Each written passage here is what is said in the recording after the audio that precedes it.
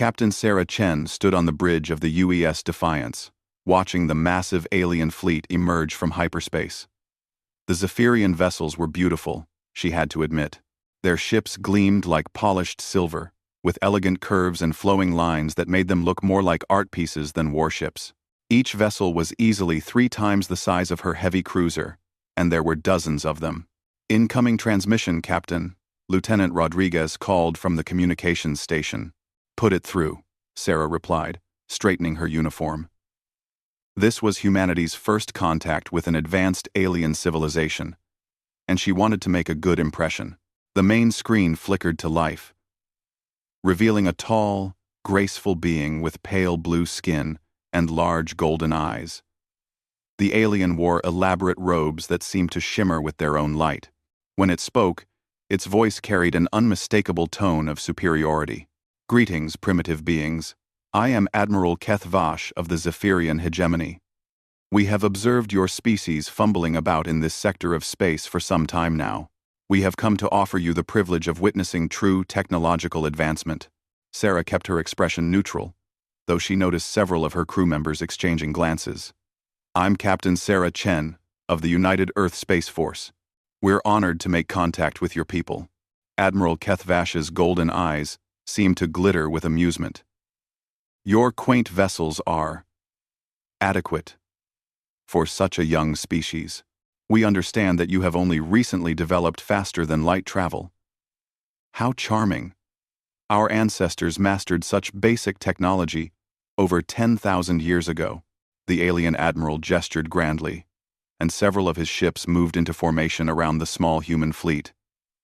"We shall demonstrate the power of true engineering. Observe our vessels, little ones. Each ship in our fleet could reduce your entire world to ash with a single weapons discharge." Sarah felt her jaw clench slightly, but maintained her diplomatic composure. "Your ships are certainly impressive, Admiral. We're always interested in learning about new technologies." "Learning?" Keth Vash laughed, a sound like silver bells mixed with condescension. "Oh, little human, you misunderstand. You cannot learn our technology. Your primitive minds lack the capacity to comprehend even our most basic systems. We have traveled between the stars since before your species learned to make fire." Behind the alien admiral, Sarah could see other Zephyrians nodding in agreement. Their expressions ranged from mild curiosity to open disdain as they studied the human ships through their displays. "Your vessels," Keth Vash continued, "appear to be constructed from crude metals and basic composites. How do you prevent them from falling apart during hyperspace transit? Surely such primitive construction methods cannot provide adequate structural integrity." Commander Price, Sarah's first officer, stepped forward. "Our ships are built to different specifications than yours, Admiral. We focus on functionality and reliability." The alien's laugh grew louder. "Functionality? Reliability? These are the concerns of species that lack the refinement to build properly. Our vessels are works of art, each one a masterpiece of engineering that your greatest scientists could not even begin to understand." Sarah watched as the Zephyrian fleet continued to maneuver around them. The alien ships moved with fluid grace, their hulls catching and reflecting the light of nearby stars. They were undeniably beautiful and undeniably large, but something about their movement patterns struck her as odd. "Tell me, Admiral," Sarah said carefully, "how long have your people been exploring this region of space? We have maintained a presence in this sector for over 3,000 of your years." Keth Vash replied proudly, "We have observed dozens of primitive species rise and fall. Most never advance beyond their home systems. Those that do rarely survive their first encounter with true galactic civilization. And yet," Sarah observed, "we've never detected any signs of your presence until now." The alien admiral's expression grew slightly less amused. "We do not announce ourselves to every primitive species that manages to stumble into space. Most are not worth our attention. However, your species has shown unusual persistence. You continue to expand, despite lacking proper guidance. This concerns the hegemony. Lieutenant Rodriguez looked up from his console. Captain, I'm reading some interesting data about their fleet composition. Sarah nodded slightly, indicating he should continue. Their ships appear to be using crystalline matrix power cores, Rodriguez reported. Energy output is impressive, but the distribution patterns are inefficient. Kethvash frowned. Your primitive sensors can detect our power systems? Impossible. Our technology is far beyond your comprehension. Our sensors have improved recently, Sarah said diplomatically. We've learned to adapt quickly. The alien admiral's golden eyes narrowed. Adaptation. Yes. We have observed this trait in your species. It is curious. Most young civilizations follow predictable development paths. Yours does not. We've had to be creative. Commander Price added. Not having access to advanced alien technology meant we had to solve problems ourselves. Crude solutions for crude minds, Kethvash dismissed. Now, little humans, we shall demonstrate true power. Observe as our lead vessel destroys that asteroid. A massive Zephyrian dreadnought turned toward a nearby asteroid roughly the size of a small moon. Energy began building along its graceful hull, creating patterns of light that were genuinely beautiful to watch. Energy weapons, Lieutenant Rodriguez reported quietly. Pure plasma discharge. Looks like. Very sophisticated targeting systems. The alien weapon fired, and the asteroid simply ceased to exist. One moment it was there. The next, it was expanding clouds of glowing particles. Impressive, Sarah admitted genuinely. That's quite a bit of firepower.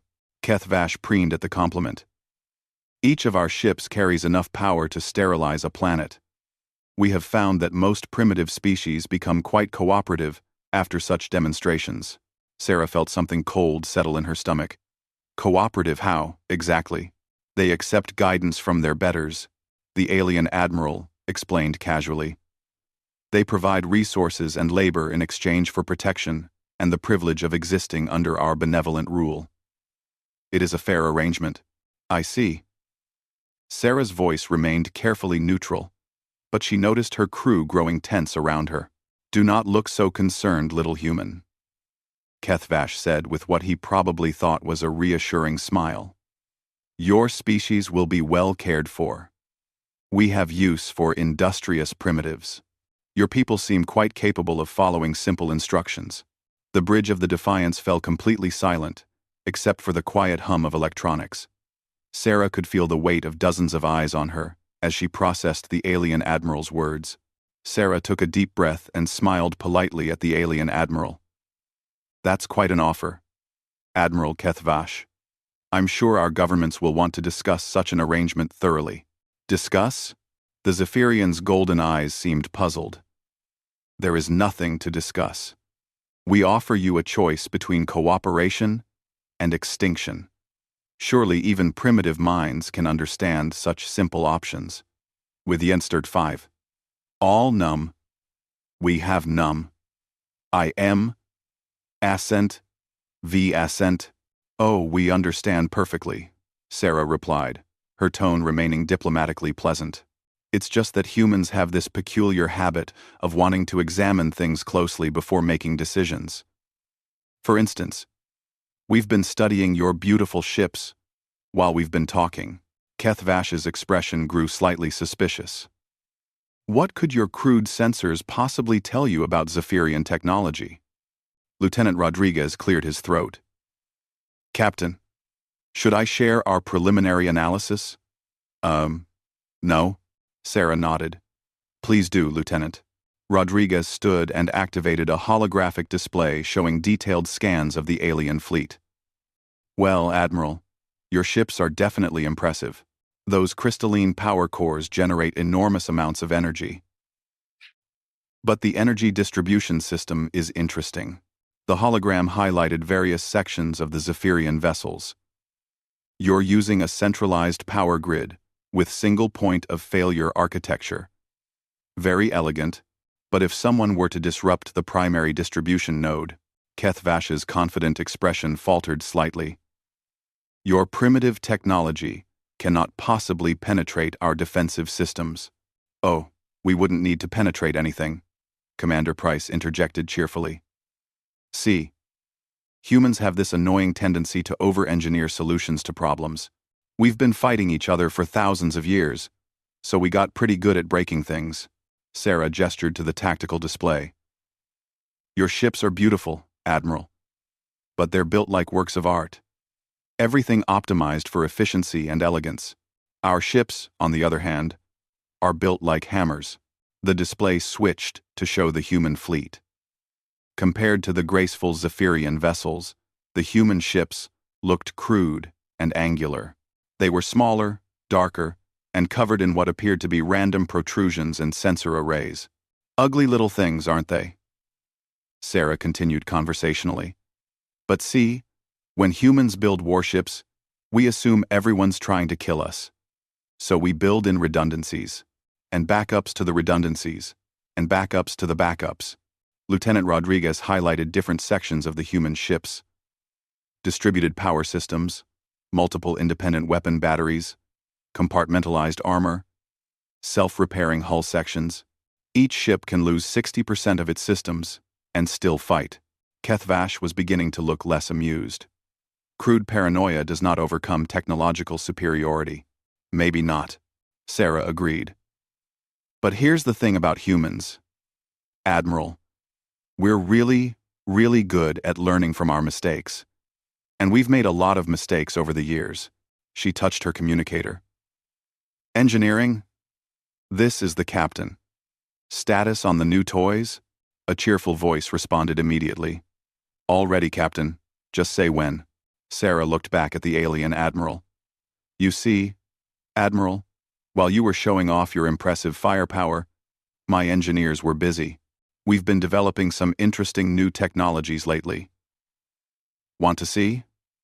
Then one. Calm. Before Kethvash could respond, Sarah gave a subtle hand signal.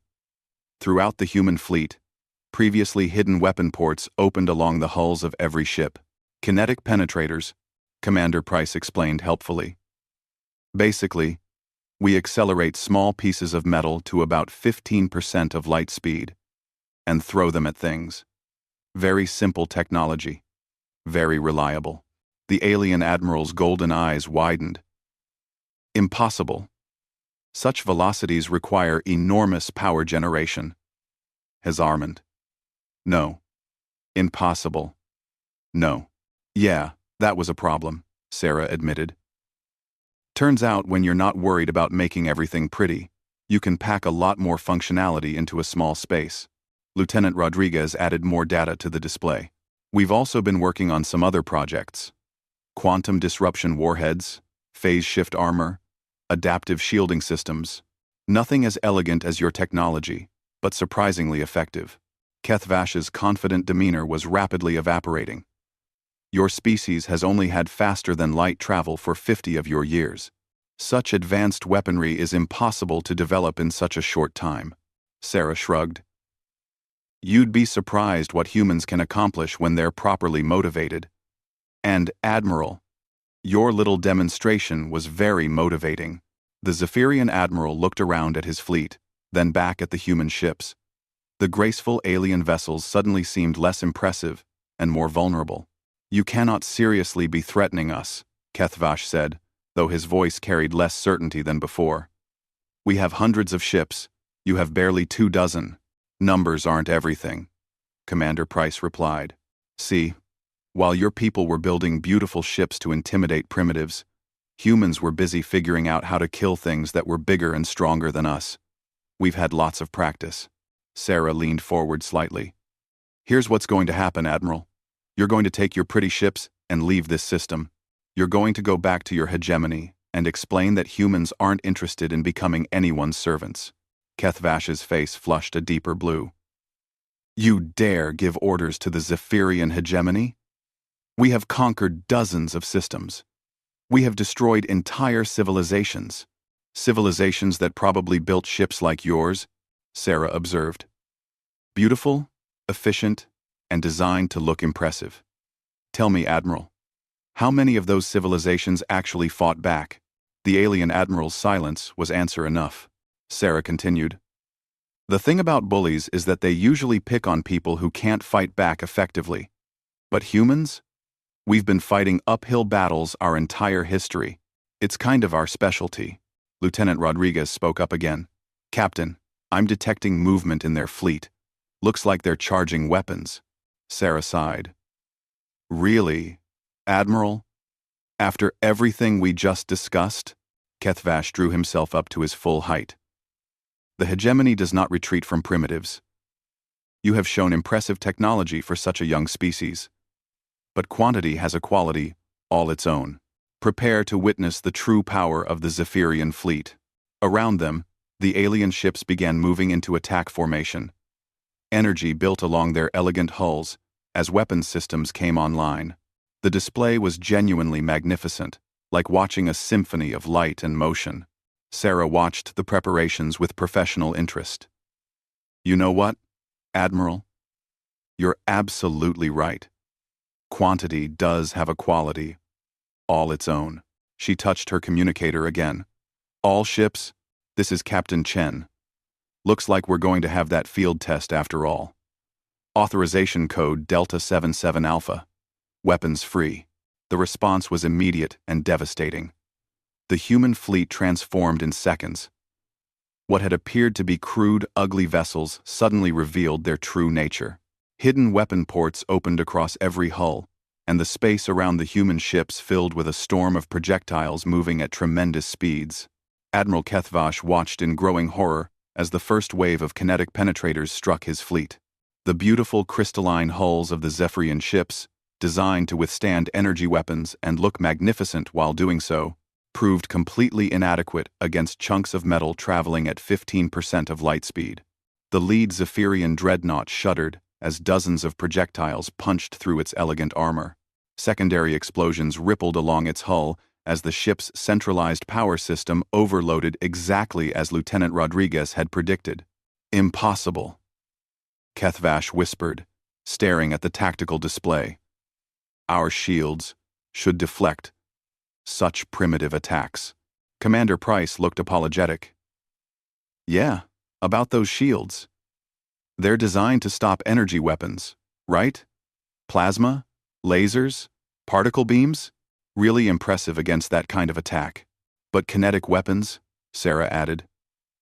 Turns out when you hit something with a piece of metal going that fast, fancy shields don't help much.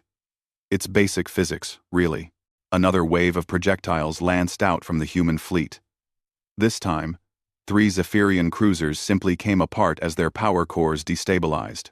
The elegant ships that had seemed so intimidating moments before were dying without managing to fire a single shot in return. Cease fire, Kethvash shouted desperately. We surrender. We yield. Sarah held up her hand, and the devastating barrage stopped as suddenly as it had begun. The space around the human fleet was still filled with the expanding debris of destroyed alien vessels. That's better, Sarah said calmly.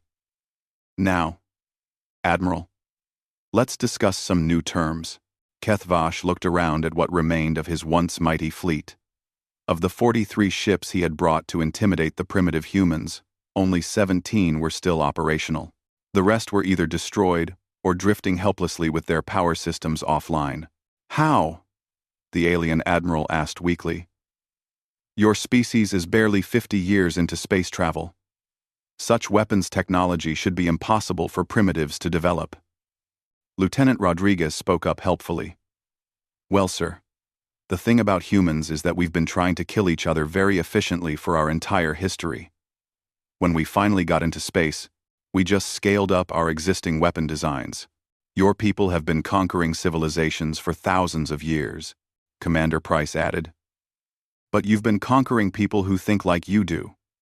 People who build elegant, efficient ships designed to look impressive. Sarah nodded. Humans build ships designed to survive in combat against other humans. And humans are absolutely terrible to fight against. Kethvash slumped in his ornate chair. The hegemony will not stand for this insult. Our main fleets will come. Thousands of ships will burn your primitive worlds to ash. Will they? Sarah asked curiously. Because here's the thing, Admiral. We've been monitoring your communications.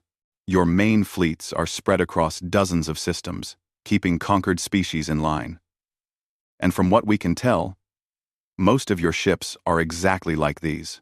She gestured toward the wreckage drifting around them. Beautiful, efficient, and designed to intimidate people who can't fight back effectively. Lieutenant Rodriguez added more data to the tactical display. Our analysis suggests that the hegemony maintains control through technological superiority and overwhelming force. But that only works against species that fight the way you expect them to. Humans, Commander Price said with a slight smile, have never been good at meeting expectations.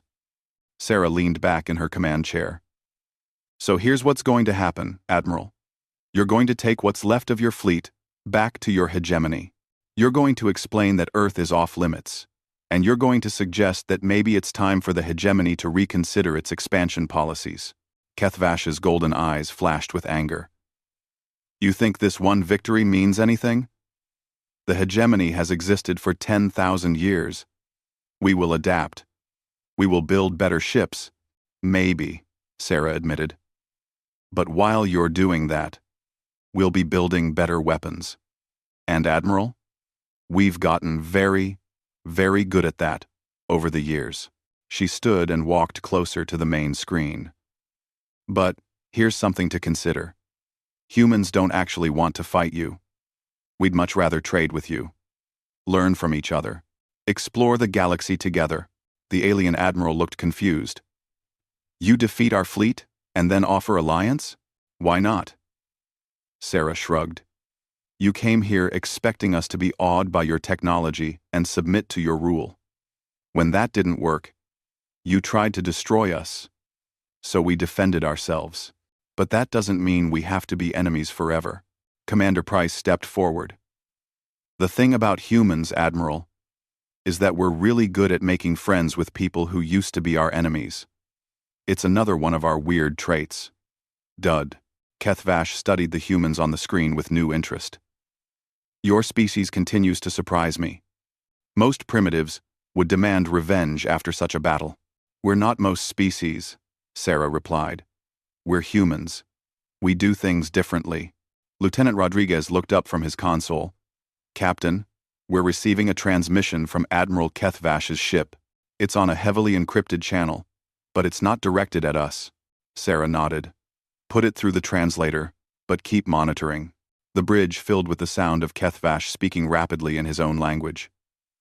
The translation came through a moment later. High Command, this is Admiral Kethvash. The human species is not what we expected. Recommend immediate reassessment of expansion plans for this sector. These beings are not primitive. Repeat. These beings are not primitive. Sarah smiled slightly. Good choice, Admiral. Kethvash looked back at the human captain with something that might have been respect. You monitored our communications. You understood our language before we even made contact. We've been watching you for a while. Sarah admitted. Hard to miss a fleet that size moving through hyperspace. We wanted to know what we were dealing with. We wanted to know what we were dealing with. The alien admiral was quiet for a long moment, studying the tactical display that showed his shattered fleet and the completely undamaged human vessels. Perhaps, Kethvash said finally, the hegemony has been looking at galactic expansion from the wrong perspective. How so?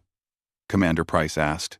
We have spent 10,000 years conquering primitive species and taking their resources. But perhaps there is more to be gained from cooperation than conquest. Sarah nodded approvingly. Now you're thinking like a human, Admiral. Is that good or bad? Kethvash asked with what might have been the first genuine smile he'd shown since the conversation began. Sarah laughed. That depends entirely on your point of view. But Admiral, I think you're about to find out that humans make much better friends than enemies. As the Zephyrian ships began limping away from the battle site, Admiral Kethvash sent one final transmission. Captain Chen, This conversation has been educational. I believe the hegemony will be very interested in establishing proper diplomatic relations with your species. We look forward to it, Sarah replied. And Admiral? Next time you want to make first contact with a new species, maybe try introducing yourself before demonstrating your weapons. The alien admiral's laugh carried genuine humor this time. I will certainly keep that in mind. As the last of the Zephyrian fleet disappeared into hyperspace, Commander Price turned to Sarah. Think they'll actually want to be friends? Sarah watched the stars where the alien ships had vanished. I think they just learned that there are more ways to be strong than they ever imagined. And humans have always been good teachers. She settled back into her command chair and smiled. Besides, wait until they meet the rest of the human fleet.